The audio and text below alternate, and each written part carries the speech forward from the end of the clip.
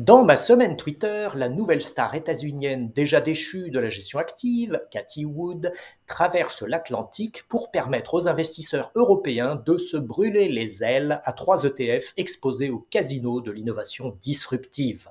Cathie Wood, fondatrice d'Ark Invest, était devenue la nouvelle star de la gestion active après avoir délivré des performances stratosphériques en 2020, plus 152% pour le vaisseau amiral Ark Innovation ETF.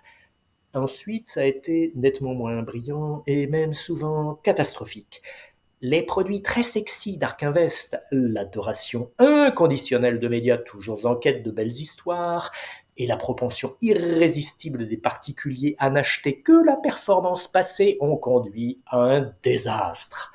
Aux États-Unis, les investisseurs dans les produits Ark Invest ont collectivement perdu 14,3 milliards de dollars entre le lancement des ETF et la fin 2023, à méditer avant de succomber aux sirènes de l'innovation disruptive.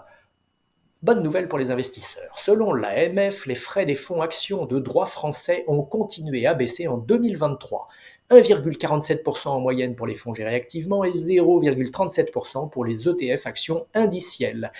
Mais il en coûte toujours près de 4 fois plus cher pour faire son plein d'essence à la station gestion actions active. Les frais des fonds actions référencés dans les contrats d'assurance vie sont beaucoup plus élevés, de 36 à 53% selon les catégories. Enfin, l'assureur Spirica, qui appartient au Crédit Agricole, vient de lancer un fonds en euros qui peut affirmer avec crédibilité avoir un impact en matière de lutte contre le changement climatique. Objectif climat.